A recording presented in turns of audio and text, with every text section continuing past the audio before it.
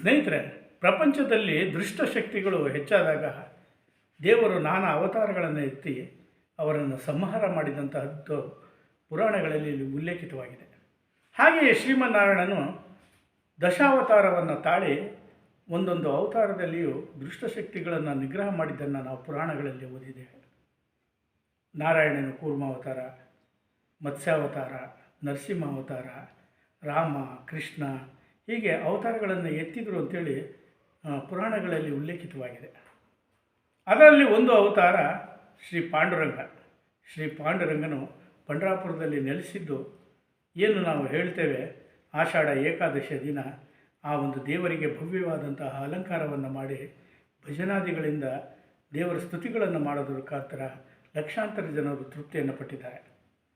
ಹುಣಸೂರಿನಲ್ಲಿರುವಂತಹ ಶ್ರೀ ಪಾಂಡುರಂಗನ ದೇವಾಲಯದಲ್ಲಿ ಆಷಾಢ ಏಕಾದಶಿಯ ಪ್ರಯುಕ್ತ ವಿವಿಧ ಅಲಂಕಾರಗಳನ್ನು, ವಿವಿಧ ಪೂಜೆಗಳನ್ನು ಮಾಡಿದರು. ಅದರ ಸುಂದರವಾದ ನೋಟವನ್ನು ನಾನು ನಿಮ್ಮ ಪ್ರೀತಿಯ ಲೋಕೇಶ್ ಬಾಬು ಚಿತ್ರೀಕರಣವನ್ನು ಮಾಡಿದ್ದೇನೆ, ತಮಗೆ ತೋರಿಸ್ತಾ ಇದ್ದೇನೆ. ಬನ್ನಿ ನಾವೀಗ ಹೋಗೋಣ ಹುಣಸೂರಿನ ಪಾಂಡುರಂಗ ಸ್ವಾಮಿ ದೇವಾಲಯಕ್ಕೆ.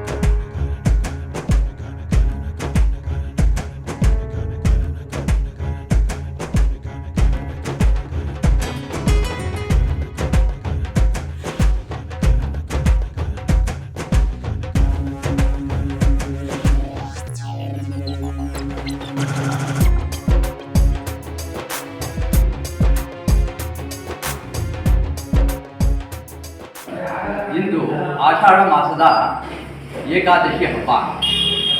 ಸಮಸ್ತ ಹುಣಸೂರಿನ ಸಾರ್ವಜನಿಕ ಬಂಧುಗಳಿಗೆ ಭಾವಸಾರ ಕ್ಷತ್ರಿಯ ಮಂಡಳಿ ಚಾರಿಟಬಲ್ ಟ್ರಸ್ಟ್ ವತಿಯಿಂದ ಆರ್ಥಿಕ ಶುಭಾಶಯಗಳು.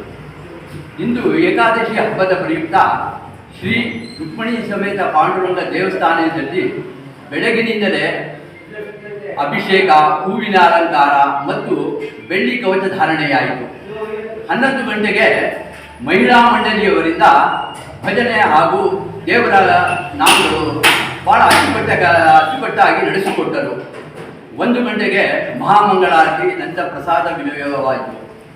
ಸಂಜೆ 5 ಗಂಟೆಯ ನಂತರ ಪುರುಷ ಮಂಡಳಿಯವರಿಂದ ಭಜನೆ ಹಾಗೂ ದೇವರ ಭಕ್ತಿಗೀತೆಗಳು ಅಚ್ಚುಕಟ್ಟಾಗಿ ಅವರು ನಡೆಸಿಕೊಟ್ಟರು. ಈ ದಿನ ಏಕಾದಶಿ ಪ್ರಯುಕ್ತ ಪಂಢರಾಪುರದಲ್ಲಿ ತುಂಬ ದೊಡ್ಡ ಜಾತ್ರೆ ನಡೆಯುತ್ತಿದೆ. ನಮ್ಮ ಈ ದೇವರ ವಿಗ್ರಹವು ಇದು ಪಂಢರಾಪುರದಿಂದ ಈ ವಿಗ್ರಹಗಳನ್ನು ತಂದಿರುತ್ತೇವೆ. ಇದು ಹೇಳಲು ಸಂತೋಷವಾಗುತ್ತಿದೆ. ಈ ದೇವರ ಒಂದು ದರ್ಶನಕ್ಕೆ ಭಕ್ತಾದಿಗಳು ಅಪಾರ ಸಂಖ್ಯೆಯಲ್ಲಿ ಬಂದು ದರ್ಶನವನ್ನು ಪಡೆದು ಪುನೀತರಾಗಿದ್ದಾರೆ. ಈ ಒಂದು ಎಲ್ಲ ಯಶಸ್ವಿಗೆ ಕಾರಣರಾದ ನಮ್ಮ ಭಾವಸಾರ ಕ್ಷತ್ರಿಯ ಮಂಡಳಿ ಚಾರಿಟಬಲ್ ಟ್ರಸ್ಟ್ ಹಾಗೂ ಸಮಾಜದ ಬಂಧುಗಳಿಂದ ಆಗಿದೆ. ಇವರೆಲ್ಲರಿಗೂ ನಾನು ಹೃತ್ಪೂರ್ವಕ ಧನ್ಯವಾದಗಳನ್ನು ತಿಳಿಸುತ್ತೇನೆ. ನಮಸ್ಕಾರ. ಹೆಚ್ಚಿನ ವಿಡಿಯೋಗಳಿಗಾಗಿ ಮಿತ್ರರ ಮಿತ್ರ ಚಾನೆಲ್ ಅನ್ನು ಸಬ್ಸ್ಕ್ರೈಬ್ ಮಾಡಿ, ಬೆಲ್ ಐಕಾನ್ ಒತ್ತಿ.